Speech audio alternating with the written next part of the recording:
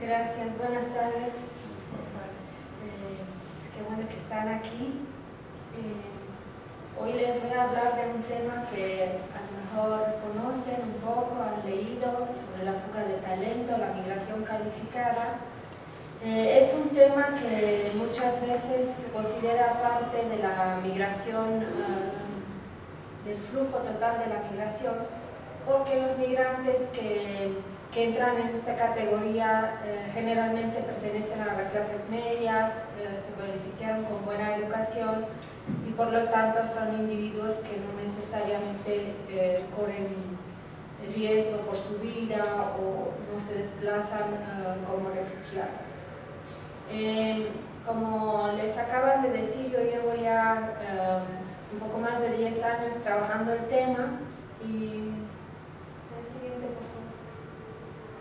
cuando empecé a trabajar y dar conferencias sobre esto, sobre todo cuando iba a las preparatorias de la UNAM, tuvimos una serie de las preparatorias, conferencias del CISAN en las preparatorias, pues ponía estos dos personajes para que empiecen a pensar si la fuga de talento o fuga de cerebros es buena o es mala o a quién beneficia. ¿Y por qué ocurre?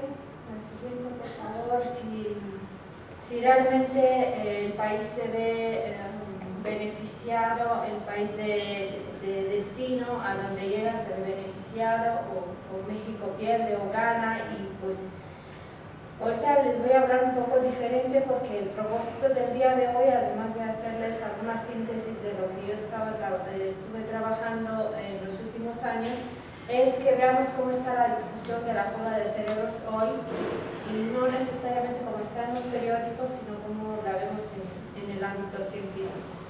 Entonces voy a estructurar la plática en tres partes, ver cuál es el debate actual, después ver un poco del pasado, algunas estadísticas de cómo ha ocurrido la fuga de talentos en algunos países y cuáles son los principales receptores, de qué países más se van, y después vamos a ver algunas experiencias de los talentos extranjeros en Estados Unidos y obviamente vamos a tener una conclusión. Entonces, ¿cuál es la discusión actual? La siguiente, por favor. Bueno, aquí tienen las portadas de dos libros. Uno es el de Walter Adams, The Brain Drain, La fuga de cerebros. Es un libro que se publicó en el 68, era un libro colectivo y es de los más clásicos que hay sobre el tema.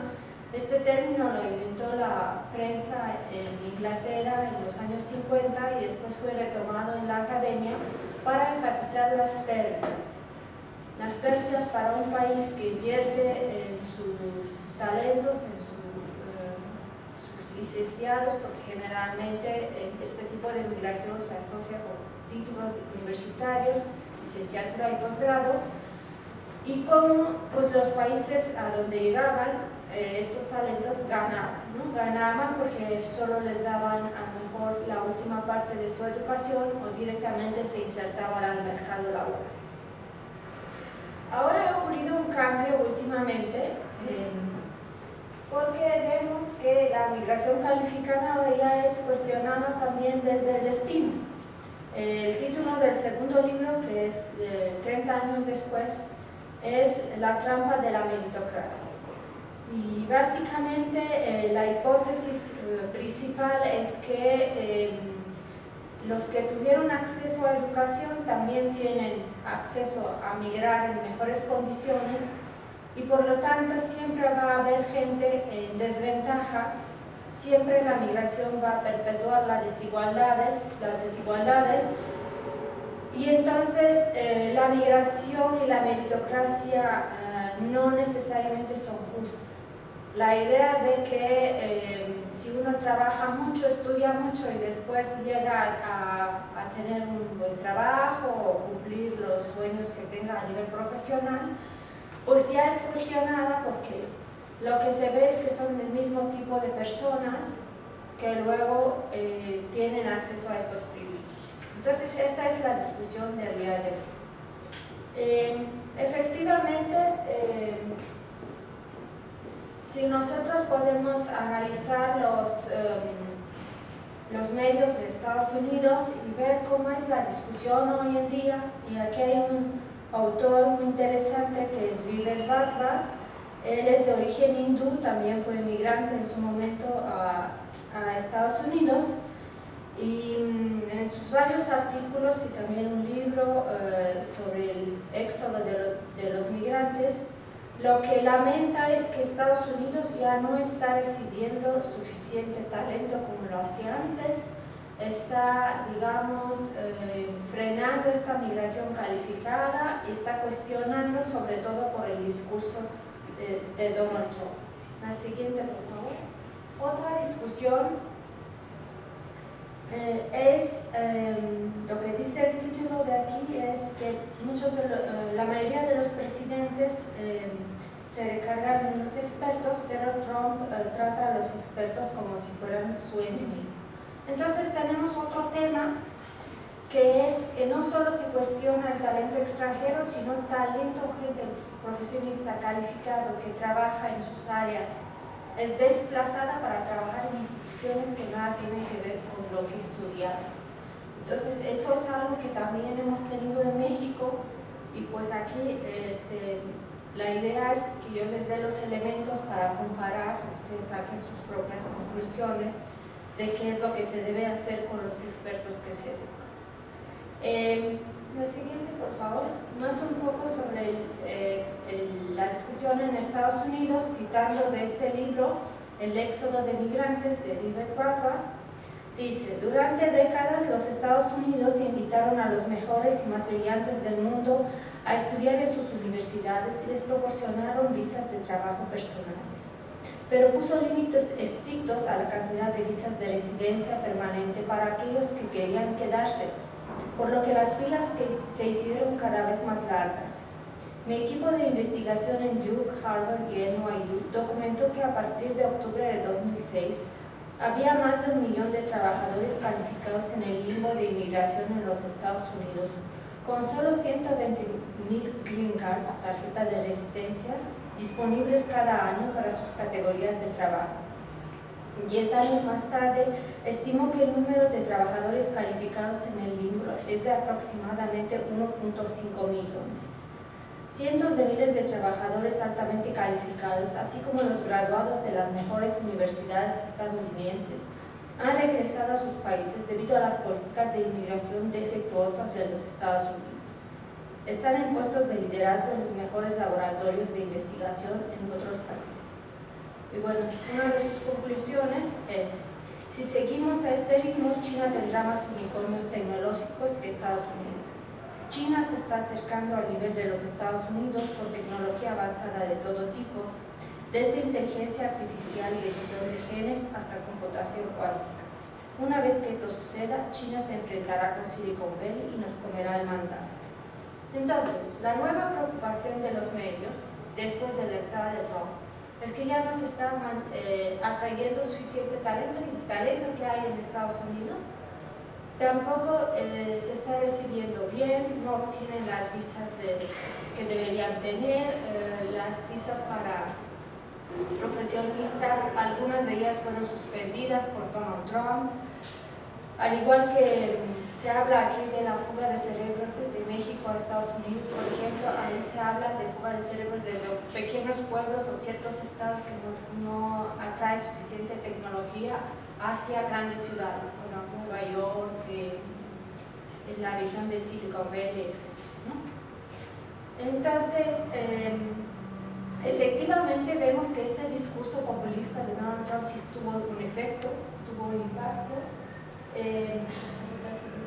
A la población que más afectó fue a los indios. Se vieron disminuidas incluso las solicitudes de visas H1B, que eran para profesionistas en ciencia, tecnología, ingeniería y matemáticas. Y pues pasaron muchas anécdotas, a lo mejor ricas de contar, pero no tan agradables. Aquí están 2 doctores que circularon mucho en la prensa de Estados Unidos en 2017, porque por 10 años habían renovado cada año su visa, y en el 2017, siendo neurocirujanos, tenían programadas operaciones muy complicadas para hacer y no se les renovó la visa, entonces pues tuvieron que empacar casi de un día para otro todo, y estando en el aeropuerto una hora antes de que saliera su vuelo de regreso a India, finalmente sí se les dio la visa, ¿no? Entonces los medios han lamentado que este tipo de situaciones pues pueden hacer que menos gente esté interesada en emigrar a Estados Unidos. Les voy a citar un fragmento de Houston Chronicle. Dice: al parecer, cuando se trata de inmigración y seguridad fronteriza, el nativista en jefe de la Casa Blanca está comprometido con una estrategia basada en la propagación del caos, el miedo y la presión que debilite las comunidades de inmigrantes. Sus agencias de inmigración y seguridad fronteriza se sienten destacadas. Los agentes de inmigración y control de aduanas en particular parecen estar orgullosos de las siglas ICE en la parte posterior de sus uniformes azul marino, que simbolizan las tácticas de acoso a la ley que más comúnmente asociamos con los regímenes autoritarios en otros países. La caracterización puede ser injusta y, sin embargo, las historias diarias refuerzan esta reputación. ¿Cómo son esas personas una amenaza para la seguridad nacional? ¿Cómo nos hace sentir más seguros un presidente que propaga miedo o burócratas sin rostro que implementan políticas duras e irracionales? ¿Quién se beneficia cuando una sociedad tolera las tácticas policiales de acoso? Bueno, entonces el discurso antimigrantes de todo tipo, pues sí generó cierto miedo e incluso, pues así como la migración indocumentada es generada por la misma ley que hace que haya documentados e indocumentados, pues había gente que buscaba un plan B, que era, por ejemplo, casarse con alguien solamente para obtener la residencia, sabiendo que a lo mejor su visa no iba a ser renovada. Lo que yo más hago es, como verán más adelante, es trabajo cualitativo, porque me parece que es un tipo de investigación que nos explica muy bien los fenómenos, y sobre todo porque la migración calificada antes se estaba trabajando mucho desde la perspectiva de contar cuántos profesionistas salen, y lo que vemos en el trabajo de campo, en las comunidades, es que en realidad no importa si sale uno, si es el mejor de una institución o si es el premio Nobel que tienes en el país, es el único y entonces se va.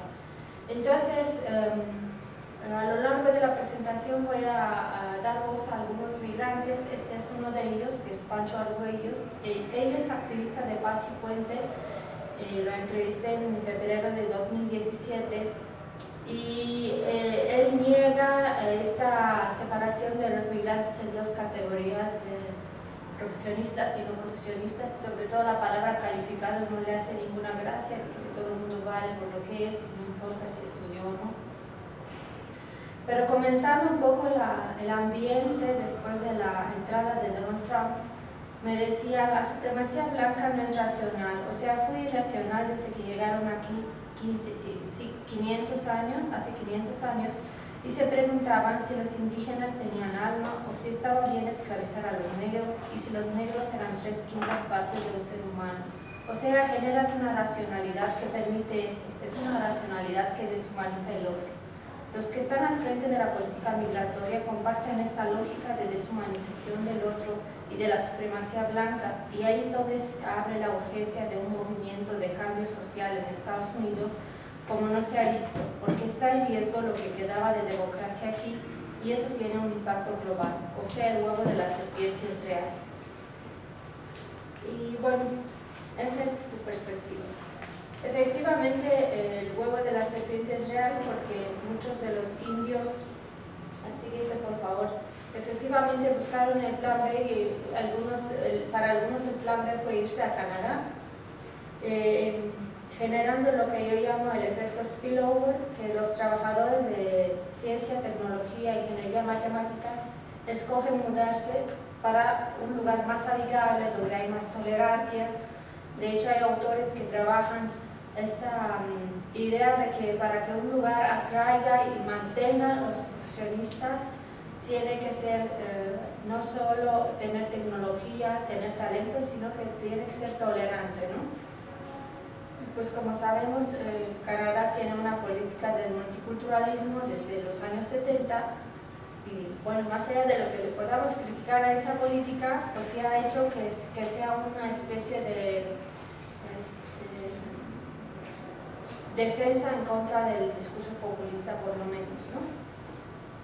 Y bueno, el siguiente, por favor. ¿Cuál ha sido la discusión aquí en México? También para ver cómo está la situación en Norteamérica. No hemos tenido ningún cuestionamiento como en Estados Unidos y Canadá si debe entrar gente calificada o no, porque la migración en México, a pesar de que tenemos 30,000 solicitudes de refugio y migrantes de Centroamérica, es menos del 1%.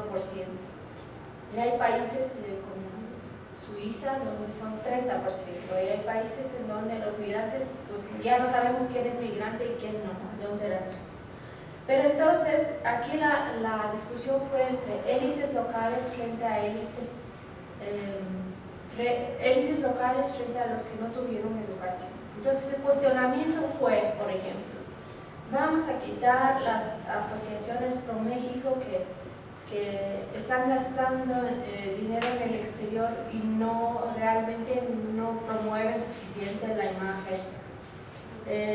También hubo unos artículos en La Jornada, no sé si recuerdan, una portada que decía: debido a la baja de sueldos de especialistas del Banco de México, pues se van a ir al sector privado. Entonces ese es el debate que hemos tenido en México. Ahora, ¿por qué se está cuestionando esto? ¿Es nuevo? ¿No es nuevo? Bueno, no es que los políticos de hoy han inventado, ahora sí que el hilo negro.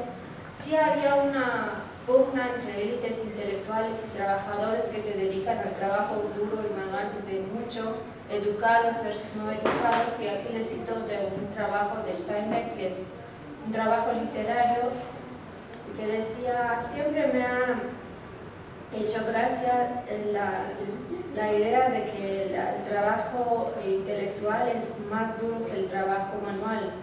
Nunca he sabido de alguien que deje su escritorio por una paga, si pudiera evitarlo, ¿no?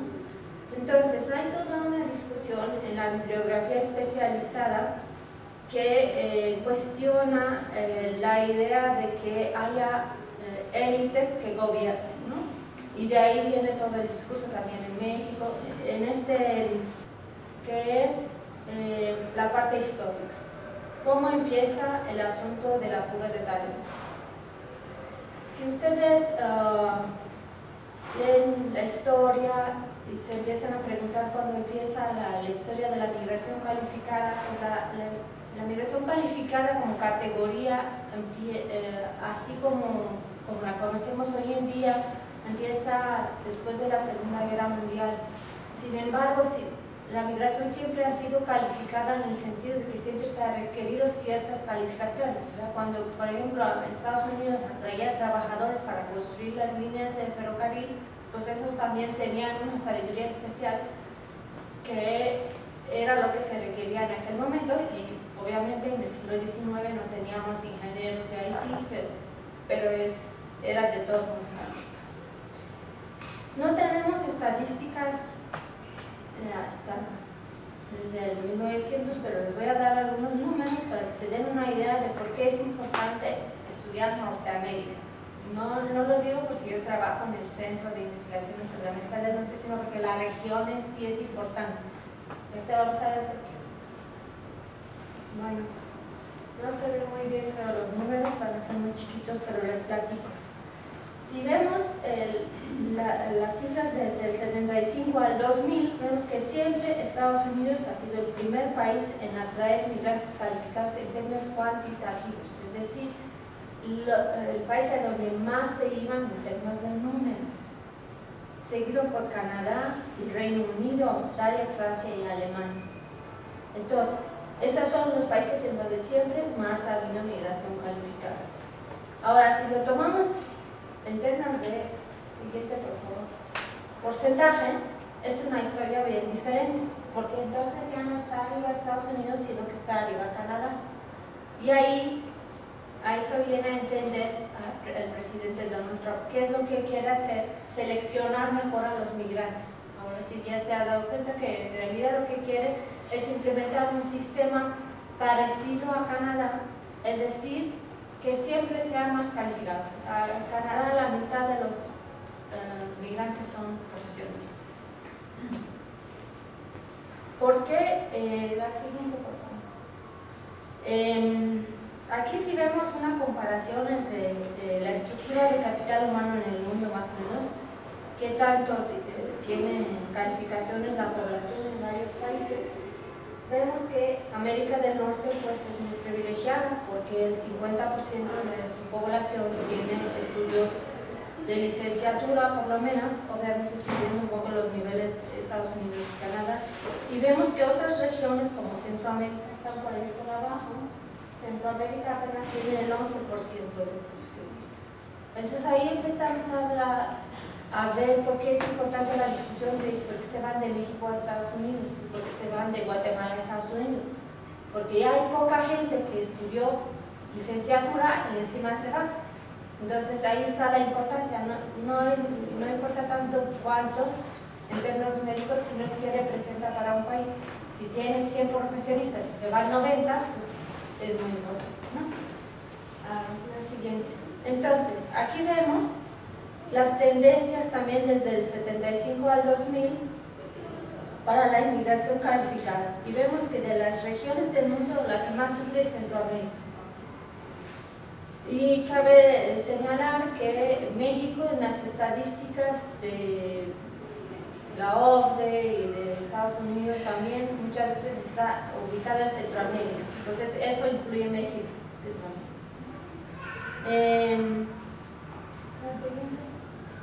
Es lo mismo para la migración poco calificada, pero no es el tema de hoy, que voy a pasar a la siguiente. Bueno, ahora, si vemos cuáles son los países que más han sido afectados por el fenómeno de fuga de cerebros, entendido como salida masiva de sus profesionistas, son países chiquitos y con poco capital humano calificado. Entonces es importante porque tienen poco y se van muchos. ¿Cuáles son aquellos? Guyana, casi 90% se van. Esa no es una historia inventada, sí existen casos. Barbados, Dominica, islitas como Saint Kitts and Nevis, Trinidad y Tobago, etc. Pero ustedes me van a decir que cómo podemos comparar a México con esos países y efectivamente no es relevante la situación, es muy diferente. Entonces vamos a compararlo con los que son de su tamaño. Los países que más han sido afectados por la fuga de cerebros son Afganistán, Ruanda, Somalia, Liberia y Laos, en el sentido de que en estos países que tienen un tamaño parecido a México, se ha incrementado, por ejemplo, en Afganistán 10 veces este tipo de migración del 75 al 2000. Igual Ruanda, Somalia, Liberia y Laos. Ahora, la siguiente, por favor. Entonces, vamos ubicando a México. Vemos que en el 75 México estaba en el número 12 en cuanto a porcentajes de fuga de cerebros entre países de su tamaño, comparado por ejemplo con Uganda y Kenia. El Reino Unido también era importante porque se iba a muchos especialistas a Estados Unidos. ¿Cómo es la situación en el 2000? En el 2000 México ya está en quinto lugar y ya subió a 15.2. Y si les doy la cifra de hoy es 16 puntos. Entonces va subiendo lentamente este tipo de migración calificada, porque también va subiendo el nivel educativo de los migrantes en general y la población mexicana. Ahora, nada más para concluir este apartado, yo sí quisiera hacer una reflexión muy sencilla de cuánto invierten los países en investigación y desarrollo. La siguiente, por favor. Igual voy a comparar con estos otros países que acabamos de ver, ya sea como destinos principales de la migración o como origen. Suecia, que ahora está trayendo muchos migrantes calificados, invierte el 3.3% del PIB en investigación y desarrollo. México invierte poco más de 0.5, más o menos 0.5. Entonces, me dirán que es coincidencia y que no hay correlación, pero siempre lo vemos que sí hay correlación. Y entonces, cuando vemos los estudios cualitativos, de los cuales voy a citar en un momento, casi siempre está la explicación de médicos, de profesionistas muy exitosos, por ejemplo en Estados Unidos y en Canadá, que dicen que en México o en sus países de origen, porque entrevisté de varios, pues no podrían ejercer su profesión porque simplemente a veces no existe esa profesión. Entonces pasemos ahora a las explicaciones más cualitativas, que son quizás un poco más amenas para no cansarnos tanto. Las historias que les voy a contar vienen de un trabajo de campo que hice en Texas entre 2016 y 2017 y que estructuré de la siguiente forma, a través de un modelo que le llamé el modelo analítico de rechazos y privilegios en la migración calificada. Y entonces en este modelo sintetizo la discusión de los migrantes. ¿Qué es lo que les molesta en el origen, en sus países de origen?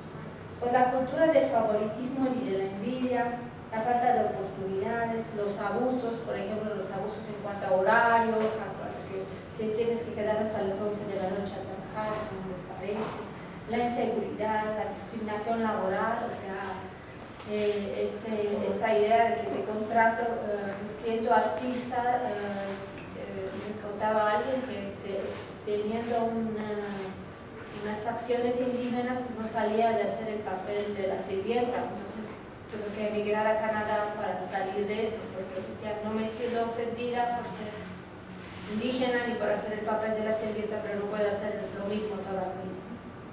Y bueno, los factores estructurales, como por ejemplo, pues esto de los a veces bajos sueldos, no siempre, o la inseguridad, ¿no?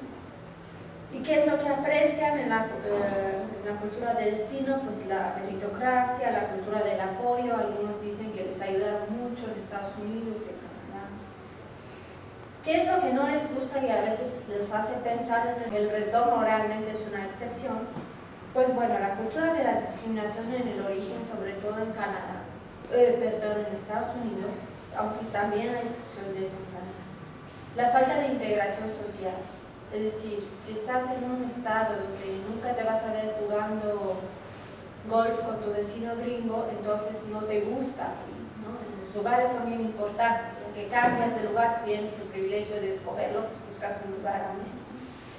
Y otra dificultad importante es la certificación. Para ciertas profesiones no es necesario certificarse, es más, a veces se necesita hablar muy bien inglés o francés, como serían, por ejemplo, los ingenieros en IT, pues ellos programan, no están en internet. Pero para ciertas profesiones como los médicos es necesario volver a hacer todo, estudiar, ¿no? Entonces tiene que ser un proceso de migración que ocurra más o menos a los 30 años o antes de los 40, porque a los 40 si empiezas a estudiar de nuevo, pues ya no vas a ver. ¿Qué es lo que extrañan para retornar? Pues la cultura de la socialización en sus países de origen y el clima a veces. Entonces, lo que voy a hacer en lo que sigue es ubicar algunas tendencias en la migración calificada que son cuestiones que son lo más diferente en la migración calificada, es decir, cuáles son aquellas situaciones que quizás no se parecen a las de México, pero existen, y cuáles son las situaciones que se parecen para todos los migrantes calificados que yo he visto. Una de las situaciones de las que les voy a citar es esta del conflicto armado y la falta de libertad política. ¿Qué significa esto? Por eso titulé la presentación Los múltiples sentidos de la fuga de cerebros, porque al final voy a regresar ahí. La fuga de cerebros tiene muchos sentidos. Un profesionista se puede desperdiciar en su propio país si no hay condiciones para que trabaje. Si el país está deshecho por una guerra, no puede ejercer, ni como médico, ni como científico, ni como nada. Tenemos casos de venezolanos aquí que simplemente no podían trabajar más en sus universidades, porque además de que su sueldo bajó el 90%, pues la universidad ya no se dedicaba a enseñar, sino a distribuir ayuda alimenticia. Entonces, este tipo de situaciones nos hablan de que la persona se va a desperdiciar en donde quiera que sea. Entonces, digamos que al emigrar, la persona lo que hace es salvar su vida, no solo su vida, pero su vida profesional.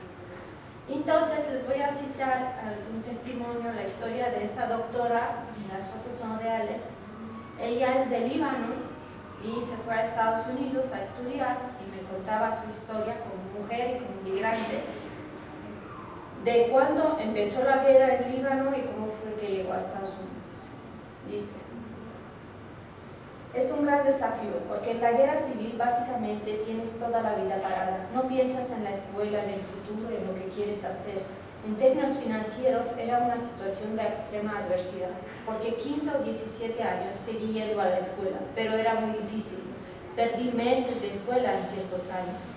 Soy del sur de Líbano y eso también contribuyó a la situación del desastre, porque yo soy musulmana y vivimos casi toda la vida entre cristianos y durante la guerra civil hubo una segregación.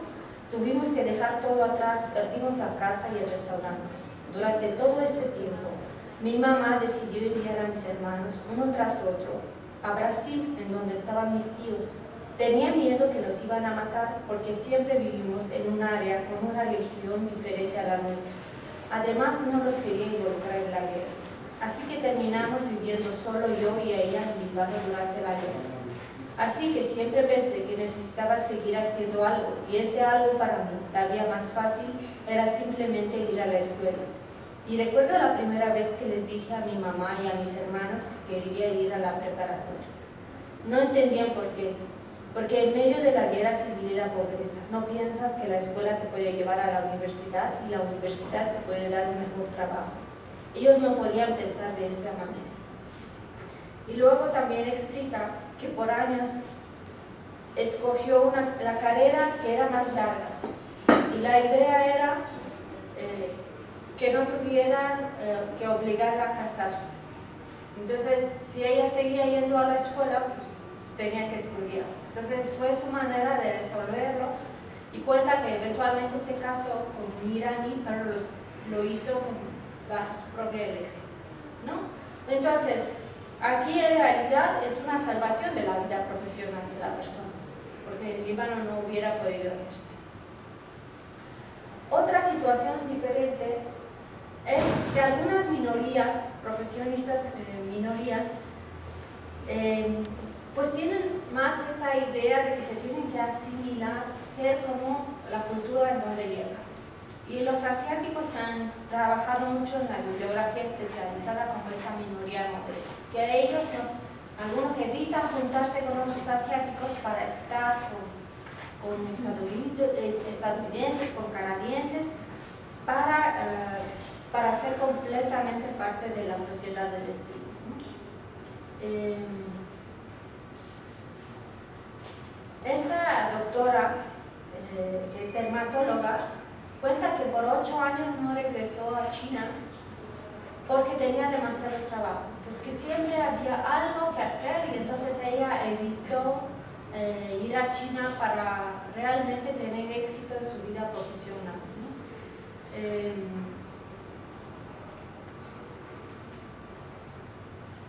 Otra situación diferente a la mexicana, digamos, sería la discriminación oficial. Ustedes verán que los mexicanos también son discriminados en Estados Unidos, y ahorita les voy a dar algunas ideas de cómo por eso. Pero hay minorías como las musulmanas que realmente está en la ley que no puede entrar y salir, y eso es bien diferente a simplemente tratar mal a un mexicano, por lo menos puede entrar, ¿no? Una de las informantes para mi trabajo cuenta que ella estudió literatura en Irán, se fue a Estados Unidos, era odontóloga en Estados Unidos, más bien asistente de odontología, y ella, durante la prohibición de viajar que dio Trump para ciudadanos de su país y otros más, Sudán, Siria, Yemen, Irak, etc., pues no regresó, ¿no? Tenía residencia, pero de todos modos había casos de gente que aún con residencia era regresada. Entonces, es interesante este caso porque ella cuenta que nunca ha experimentado discriminación por parte de la población estadounidense como tal, pero sí está oficialmente discriminada, ¿no? Okay. Ahora, otro caso es la degradación laboral. De este caso también se habla mucho como el desperdicio de cerebros. ¿Qué significa? Pues cuando una persona trabaja, estudia el doctorado y termina trabajando de taxista, ¿no? Y me esforcé mucho en encontrar personas así, porque realmente es una situación más contextual que se da muy poco. Entonces, pero ya encontré uno. Este doctor es colombiano. Él emigró a los 30 años con su esposa y cuenta que estuvo haciendo de ballet parking cuando llegó a Estados Unidos, pero después lo aceptaron para hacer investigación médica y pues ahora es una personalidad muy conocida ahí en un hospital médico de Houston, y está contento porque me cuenta lo siguiente. Sobre todo en Colombia, la vida profesional como que necesitaba hacer algo más. Yo sabía que tenía la capacidad académica de hacer algo más, pero yo vivía estancado ahí porque ese no era un puesto académico, era un trabajo con una aseguradora, una compañía de seguros. Además es que en Colombia siempre estamos en crisis, ¿no? Entonces está aquí el asunto de la inseguridad, no solo inseguridad personal, sino la inseguridad económica. Y cuenta cómo llegó a hacer lo que hace ahora. Fue una evolución. Todo mi background es en epidemiología, estadística, manejo de bases de datos, todo es de allá, pero no hay muchos oncólogos que tengan ese expertise. Eso me ha ayudado mucho, la verdad, y hemos publicado basado en eso porque es difícil encontrar a un médico con especialización en cáncer de mama, pero también en epidemiología y bioestadística, y por eso es que pues se vuelve uno, digamos, mundial, no a nivel nacional. Por eso a mí me encanta trabajar acá, porque está uno completamente enfocado en una cosa. Entonces definitivamente descartada la posibilidad de regresar a Colombia o irse a algún lado diferente. Ahora, ¿cuáles son las verdades así para todos los sujetos que pude yo entrevistar en estos 10 años? Pues una es que la política gubernamental sí es relevante, ¿no? Sí se puede resolver ese problema de la fuga de talentos, o por lo menos prevenir en ciertos aspectos, aunque la fuga de talentos no es un problema en sí, sino es derivado de muchos otros. El problema que tiene el país lo tiene para todos, no solo para los profesionistas, pero sí importa que un país invierta en ciencia y tecnología, sea por mis hijos. Él es de la India, de Calcuta. Cuenta que en su ciudad natal pues hay varios premios Nobel. Dice: tenemos un buen sistema educativo en mi país, buenas instituciones y universidades, y la infraestructura ha cambiado significativamente. El gobierno privilegia la educación, la ciencia y la investigación. Así que en 10 años ha habido cambios significativos, pero aún no hay todos los fondos que se requieren.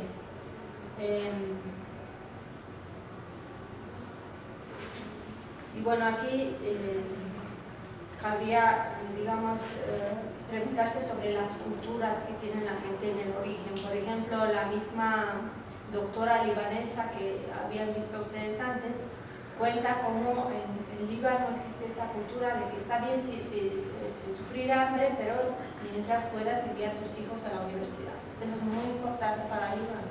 Entonces ella cuenta que ahora en Líbano hay muchos médicos que no la necesitan, y es una situación muy diferente de la que había cuando ella emigró. Otros informantes, por ejemplo, una estudiante de doctorado originaria de Sri Lanka explica que su país también pues se usa el término de fuga de cerebros, porque, sorpresa, los gobiernos no invierten suficientemente en educación, ciencia y tecnología, y que los políticos lo prometen, pero al elegirse la selección igual entrevisté a una brasileña. Ella hablaba en aquel momento de la recesión, de la crisis política y económica, y como el nuevo presidente había recortado los recursos para tener ciencia, tecnología y educación. ¿De qué más se quejan los sujetos? Bueno, de contaminación y esta idea de la sobrepoblación. Generalmente no les gusta vivir en lugares así como el centro histórico, que está muy atascado de gente, de coches, sobre todo los de la India, y no les gusta la contaminación. Muchos lo mencionan y parecería que no es tan importante, pero digamos que son varios factores que se juntan y muchos lo mencionan. Entonces yo pienso que sí es un aspecto importante la contaminación. Este ingeniero indio que estaba antes en la foto decía: estoy gratamente sorprendido que me gusta este lugar, es decir, Houston, está en Houston. No me gustan las multitudes, y no es que no me gusta Calcuta, pero me inclino más por áreas menos densas, con menos gente. Son culturas y lugares diferentes, los dos son buenos. En Calcuta hay mucha contaminación actualmente, igual que en otras ciudades de la India. Ya no me gusta eso, porque he estado aquí por 10 años. Si tuviera que regresar, me gustaría de nuevo, no hay de otro. Y bueno, vamos a pasar a un tema que ahora está... me da pena decir que demora, porque no está. Bueno, el papel de las mujeres, ¿no? El papel de las mujeres profesionistas retando el papel de cuidadora, ¿no? Hay estudios que dicen que las mujeres se empoderan en el proceso de migración profesionistas, y hay algunos que dicen que no tanto, porque también tienden a tener menos paga que los hombres, porque de todos modos, aunque emigren, cuidan a la familia. Pero lo que yo he encontrado es que la mayoría sí logran cierta equidad de género, un poco más en Estados Unidos que en México, por ejemplo. Y lo explican a través de la cultura. Dice esta estudiante de Sri Lanka, ella estaba haciendo su doctorado. No me cuenta bien su historia, siento que hay algo que se me escapó ahí, porque estaba casada, luego mi marido la sigue, a lo mejor se va a quedar en Estados Unidos. Dice, aquí se trata de la cultura, o sea, aquí en Sri Lanka se trata de la cultura. La mujer se encarga del hogar. Sí hay gente que no sigue esa regla, pero que por ejemplo el hombre trabaja en la casa, pero en la mayoría de las casas la mujer hace el trabajo. En mi propia familia, casi todas mis tías, excepto una, son amas de casa. No es que no se interesen por la educación o no sean educadas, pero en cierto momento de su carrera cuando tienen hijos, sobre todo si tienen 2 o 3, tienen una tendencia a dejar de trabajar, salvo que sean profesoras, doctoras, ingenieros. Así que la mayoría de los profesionistas son hombres. Entonces, también cuentan, desde el punto de vista generacional hemos cambiado. Mi abuela quería estudiar, era muy inteligente, pero tenía hermanos más grandes, ellos iban a la escuela. Ella se vistió para ir también, pero en una sociedad que decía, no la vamos a mandar a la escuela. Así que mi abuela no tuvo educación formal, aunque quería mucho estudiar. Se sentaba al lado de sus hermanos para recitar poemas. Se saben muchos poemas de memoria hasta hoy en día. Si hubiera tenido oportunidad, lo hubiera ido bien. Luego está mi mamá. Ella hizo su licenciatura, una maestría en historia y empezó a estudiar una nueva carrera de leyes. Después se casó y no siguió. A mi papá lo transferían a cada rato de la ciudad, así que ella dejó de trabajar, fue ama de casa. Llegando a mi generación, yo he tenido más oportunidades. Cuando dije que quería salir a estudiar, mis papás estuvieron de acuerdo. ¿Y por qué no? Tuve esta oportunidad, debo aprovecharla. Me gusta hacer más porque mi abuela y mi mamá no pudieron. ¿Y los soportes blancos está el caso de la doctora de Líbano, que fue a la universidad para no tener que casarse, y hay aquí muchísimo material donde podemos regresar si hay algún comentario, pero sí es importante el papel del género en la migración calificada, ¿no? Ahora, otro tema que también es interesante estudiar es el de las relaciones laborales o personales. Bueno, ¿qué es lo que extrañan muchos de sus países de origen? Extrañan, dicen, la calidez humana. Pero entonces, ¿dónde empieza la calidez humana y dónde termina eso? Empieza la corrupción, ¿no? O sea, hay relaciones que no sabemos cuándo se transforma el amiguismo en corrupción. Y esta informante es de la India, compara la cultura americana y la India, y eso lo podrían ver igual el testimonio de muchos mexicanos. Dice: creo que en la India la gente tiende a ser más personal. No sé si esto sea bueno o malo, pero les importa a nivel muy personal. Por ejemplo, si necesito un permiso, unas vacaciones, puedo ir con mi supervisor y decir: mi mamá no está bien o mi primo se va a casar. Es un nivel muy personal, la gente conecta. Pero no espero poder hacer lo mismo aquí. Falta la calidez, diría yo. El nivel de confort es muy profesional todo el tiempo. Por ejemplo, en la India, tus compañeros de la universidad son tus amigos de colegio. Aquí te sientas juntos, haces un grupo de estudios, trabajas en proyectos y cuando acaba el semestre se acaba. Ya no hay contacto con la otra persona. Eso es raro para mí, porque si trabajo, estudio con una persona, la considero mi amiga. Es una diferencia que encuentro. Y pues ella no decide bien si le gusta o no le gusta eso, pues extraña por un lado la calidez, pero por el otro lado no le gusta porque regresar a la India significaría pues que todo esté basado no en méritos, sino en que si le caes bien a jefe, etc. Eso le lleva a esta calidez. Bueno, otro tema que también es interesante tratar es en qué momento la discriminación puede ser interpretada como un choque cultural. Entonces,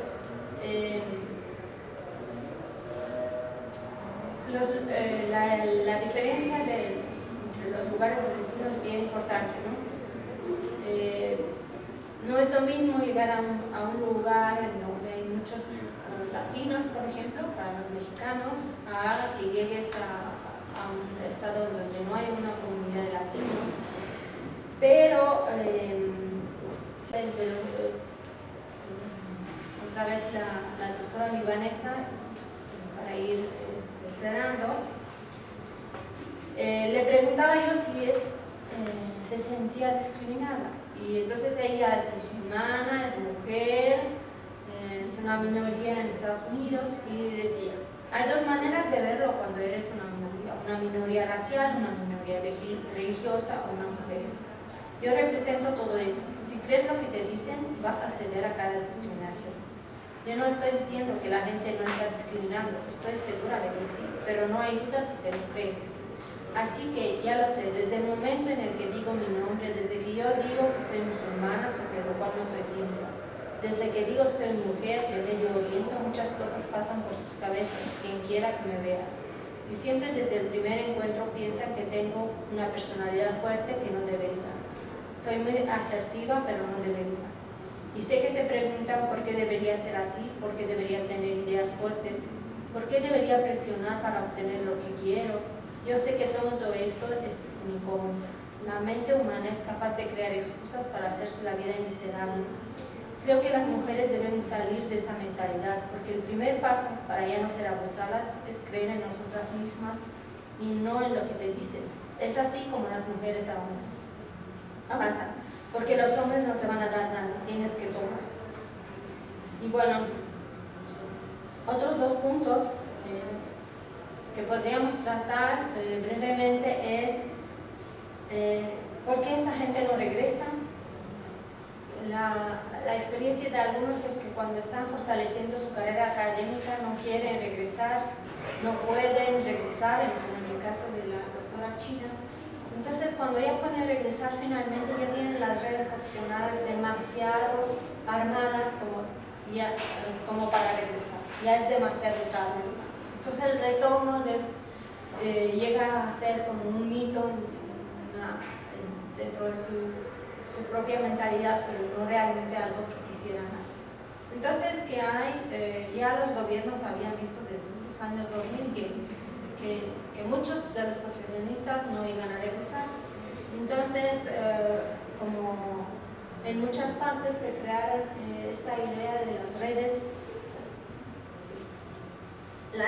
los intercambios, para aprovechar la diáspora que está fuera del país. Muchos de los profesionistas, sobre todo los médicos extrañamente, dicen que pueden ayudar más a su país estando fuera que adentro. Ahora, ¿por qué está la cosa? ¿Por qué digo extrañamente? Porque la fuga de cerebros médica es la que más se ha criticado, porque se considera que si un país se queda sin cuidados, pues es muy peligroso. Ahora, lo que me explican muchos es que depende de cuántos médicos hay y cuál es el tamaño de la población. Pero muchos dicen que pueden aportar más porque no hubieran podido hacer investigación en sus países de origen, sobre todo en México. En México no hay mucha investigación médica. Entonces, estar atendiendo cada hora a un paciente o cada media hora pues no te lleva a conocer los últimos avances de la medicina. Entonces, piensan que haciendo consultas virtuales, por ejemplo, impartiendo conferencias o recibiendo estudiantes postdoctorales, pues pueden ayudar más. Y aquí están dos casos en la pantalla, dos fotos. A la izquierda está el doctor Jorge Cortés, que también es egresado de la UNAM, y él estuvo muy contento de recibirme. Dijo, yo también soy Puma, y le dio nostalgia de ver a alguien de México. Y entonces dice, bueno, finalmente los astros se alinearon también, todo me ha salido, gracias a Dios, bien, que digo, a veces no estoy soñando, que él es el máximo especialista en hematología ahí en MD Anderson, que es uno de los hospitales más famosos. Y al lado está esta doctora que es rumana, y ella dice que escogió América, escogió América porque ofrece, ya se sabe cómo es la migración, es el camino andado, de todo el mundo América paga mejor para los médicos, y entonces no considera regresar, pero sí mantiene los lazos culturales y sobre todo regresa cada año a dar conferencias desde Estados Unidos. Entonces, ya voy a concluir. ¿Cuál es con qué nos quedamos? Algunas ideas. Pues está esta síntesis, una especie de modelo, que todo el problema de la fuga de talentos se reduce a cómo aprovechamos el capital humano en el que se invierte para educarlo, para darle un trabajo. Y lo que podemos ver es que hay por lo menos dos tipos de desperdicio. El que se da a través de la migración internacional, que es esto de que se van de México a Estados Unidos, pero el que se da a nivel interno también, porque si es un contador que, para ser más real, un ingeniero que tiene que trabajar haciendo cuentas, dice, pues no estoy aprovechando realmente mi capacidad.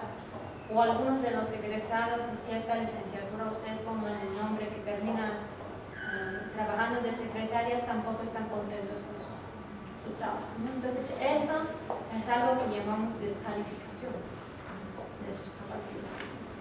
¿Cuáles son las maneras de aprovechar el capital humano? Pues a través de la circulación de conocimiento que sí se da, de la diplomacia pública, es decir, ¿qué pueden aportar esos profesionistas estando allá? Pues una mejor imagen para México, que también es bien importante, porque lo que se lee en la prensa en otros países es mucho del turismo también, pero mucho del narcotráfico, de la violencia, la gente no viene a hacer turismo mucho por eso, o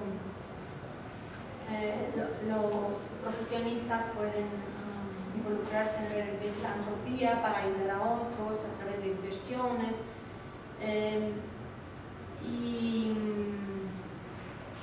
y pues un poco cambiar esta imagen de que, por ejemplo, en Estados Unidos, en donde el 90% de los migrantes mexicanos no tienen estudios universitarios, pues, tener una idea de que hay un 10% que sí tienen educación universitaria y que además eso es para los migrantes de primer